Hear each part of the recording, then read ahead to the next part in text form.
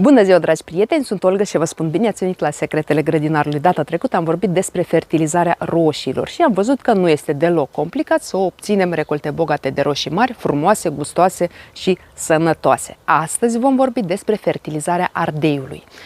Ardeii sunt mai pretențioși față de sol, față de temperatură, față de umiditate și față de nutrienți decât roșiile. Roșiile rezistă mai bine la stres, ardeii nu prea rezistă la stres. De aceea trebuie să avem mare grijă de ardeii noștri, ca ei să crească frumoși, sănătoși și să fructifice abundent. Mulți grădinari suspină atunci când aud despre ardei pentru că, într-adevăr, mai ales grădinari începători, întâmpină probleme legate de cultivarea acestei minunate plante și atunci, mai ales primăvară, la începutul sezonului, primesc multe mesaje din partea dumneavoastră în care îmi spuneți că ardeii nu vor să crească, că ardeii stagnează, că nu vor să înflorească și așa mai departe. Astăzi vom vorbi despre îngrijirea ardeiului și veți înțelege ce aveți de făcut în așa fel încât să nu mai aveți astfel de probleme.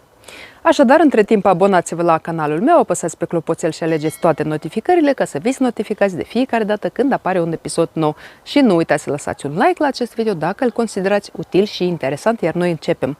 Fertilizarea ardeilor. Cu ce începem? Prima dată pregătim terenul. Terenul trebuie pregătit din toamnă. De preferat, din toamnă îl pregătim. Putem folosi o găleată de bălegar.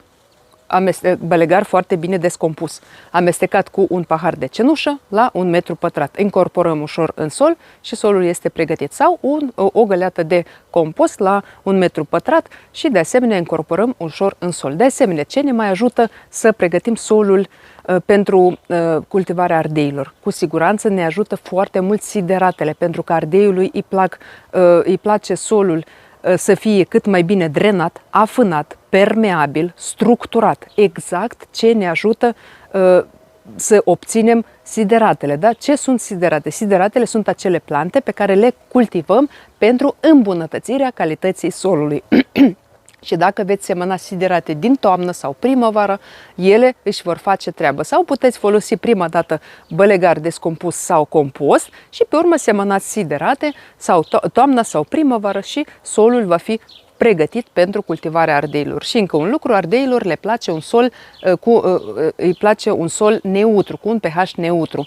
Ardeiul nu suportă soluri acide sau soluri alcaline. Acest lucru trebuie să știți. Dacă aveți problemă dacă aveți un sol acid, trebuie să folosiți neapărat cenușă din toamnă sau dolomită ca să corectați aciditatea solului din timp. Așadar, terenul este pregătit. Atunci când ardeii se află în perioadă de răsad, ei și atunci au nevoie de nutrienți. Însă această problemă se poate rezolva în primul rând atunci când pregătim substrat, amestecăm turbă cu un pH neutru cu vermicompost. Cum pregătim substrat pentru răsaduri, am un video, vă las linkul în descriere, puteți să vedeți mai târziu, aici nu ne vom opri. Și atunci, la nevoie, putem să mai fertilizăm ardeii, de exemplu, în a doua jumătate a perioadei de răsad, adică dacă mai avem vreo 2 săptămâni până la transplantare, atunci putem să fertilizăm odată ardeii, putem să, de exemplu, să cumpărăm în comerț acele îngrășăminte organominerale care sunt destinate răsadurilor și, cu siguranță, respectăm instrucțiunile de pe ambalaj. Acest lucru este extrem de important. Și apoi, după ce am transplantat răsadurile noastre în grădină, îi lăsăm 2 săptămâni să se acomodeze, să se înrădăcineze, solul este deja pregătit, aici nu avem probleme și după 2 săptămâni de la transplantare deja putem să îi fertilizăm. Ardeii au nevoie de foarte mulți nutrienți și de aceea se recomandă fertilizarea ardeilor odată la 2 săptămâni pe parcursul întregului sezon. Dar atunci când vine vorba de fertilizarea ardeilor și a oricărei alte plante, de preferat este, adică mai bine este să fertilizăm mai des cu cantități mai mici decât mai rar și cu cantități mai mari. Pentru că acest lucru nu este bun deloc. De aceea, odată la 2 săptămâni, fertilizăm ardeii și respectăm acele concentrații recomandate. Cu ce putem fertiliza ardeii noștri în prima lor perioadă de creștere, după transplantare? Cu siguranță ardeii vor avea nevoie de azot ca orice altă plantă proaspăt transplantată care se află în stadiu vegetativ. Da? Atunci când ardeii sunt transplantați deja și până la formarea fructelor, da, inclusiv perioada înfloririi, putem să fertilizăm ardeii noștri cu macerate.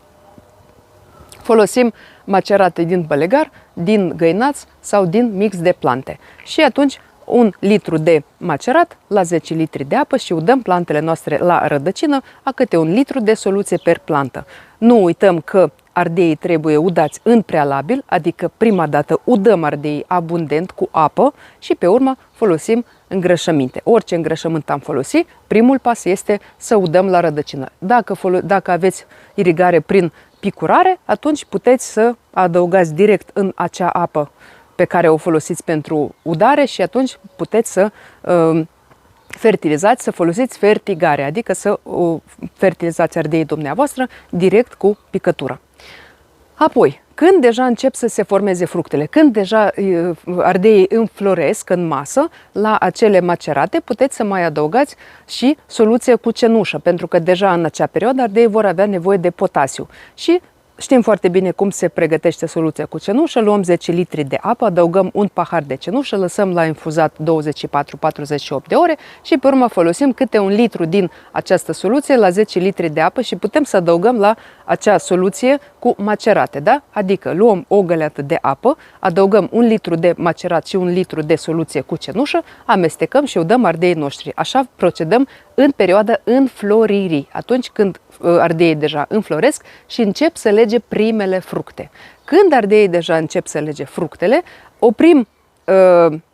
nu oprim de tot, dar scădem concentrația maceratelor, putem să le folosim în continuare încă o perioadă, o dată de 2 ori mai putem folosi macerate, însă scădem concentrația, nu mai folosim 1 litru de macerat la 10 litri de apă, ci scădem încet până când ajungem la 200 de mililitri de macerat la 10 litri de apă și continuăm fertilizarea ardeilor cu cenușă și de asemenea cu calciu.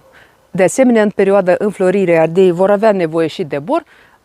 Soluțiile, substanțele, adică fertilizanții pe bază de bor se găsesc în comerț. Nu vă recomand folosirea acidului boric ca și sursă de bor, pentru că în acid boric, acel bor care intră în componență acidului boric nu este accesibil plantelor. De aceea nu folosiți acidul boric pentru fertilizarea plantelor. Mai bine cumpărați din comerț și folosiți o dată de 2 ori acele îngrășăminte, fertilizanți ce găsiți în comerț și iată, ardeii se vor simți bine. Când deja se formează fructele, trecem la macerate, așa cum am zis, dozajul scăzut și folosim apă cu cenușă, da? Soluție pe bază de cenușă și de asemenea ardeii vor avea nevoie de calciu. Am văzut cu toții cum arată putregaiul apical, care este provocat de carență de calciu, dar cu siguranță sunt și alte cauze. Am un video care se numește carență de calciu, vă las linkul în descriere și puteți vedea toate cauzele care pot provoca carență de calciu, inclusiv la ardei. Dar ardeii într-adevăr vor avea nevoie și de calciu. Cea mai bună sursă de calciu sunt cojile de ou sau dolomita.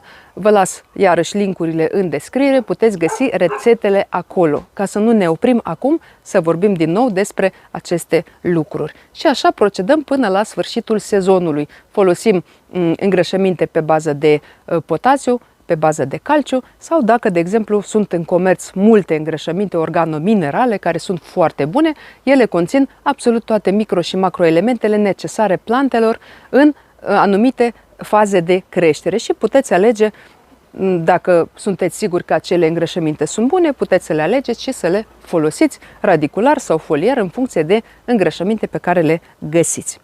La sfârșitul sezonului, de obicei, cam în luna septembrie, observăm că ardeii au foarte multe flori, au și fructe și, de regulă, până la sfârșitul sezonului, acele flori care apar târziu, ele nu reușesc să lege sau fructele legate nu reușesc să crească, să se coacă și atunci noi pierdem, practic.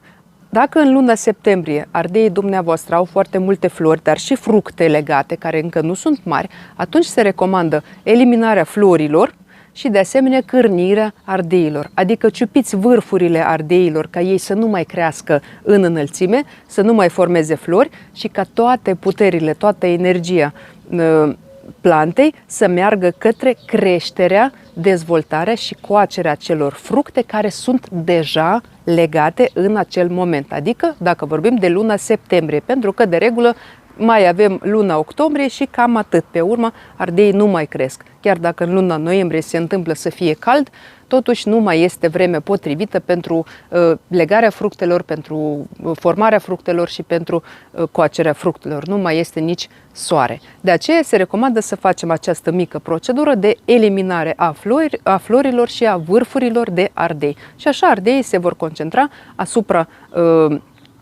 dezvoltării și asupra coacerii ultimelor fructe formate. Și așa putem să obținem recolte bogate de ardei. Iată, dragi prieteni, ați văzut că nici cu ardei nu este complicat. Important este să știm toate aceste reguli. Nu uităm că plasa de umbrire este foarte importantă și pentru ardei, inclusiv pentru ardei, pentru că am văzut cum arată arsurile solare la ardei, am văzut cum arată putregaiul apical la ardei și iată că, de asemenea, din cauza căldurii pot cădea și florile ardeilor, la fel ca și la roșii, depinde de cât de cald este și cât de puternic este soarele, ca să evităm apariția acestor probleme care duc inevitabil la pierderea recoltei, parțială sau totală. Trebuie să ne gândim din timp și să ne asigurăm că ardeii noștri se simt confortabil și cu siguranță ne vor bucura cu recolte bogate. Dragi prieteni, sper că acest material v-a fost de folos. Sper că am răspuns la întrebările dumneavoastră și acum nu mai aveți întrebări și sunteți pregătiți și pentru sezonul următor cu puteri noi, cu forțe noi și veți ști exact dacă ați greșit undeva anul acesta, în anul următor nu veți mai greși și recoltele dumneavoastră vor fi din ce în ce mai frumoase. Cu siguranță vă doresc tuturor acest lucru. Vă mulțumesc că și astăzi ați fost alături de mine. Abonați-vă la canalul meu, apăsați pe clopoțel și alegeți toate notificările ca să fiți notificați de fiecare dată când apare un episod nou. Nu uitați să lăsați un like la acest video dacă îl considerați util și interesant. Distribuiți acest video și prietenilor dumneavoastră care sunt grădinari și poate au și ei nevoie de aceste informații. Și vă aștept data viitoare. Vă doresc sănătate, spor în toate și recolte cât mai bogate. La revedere!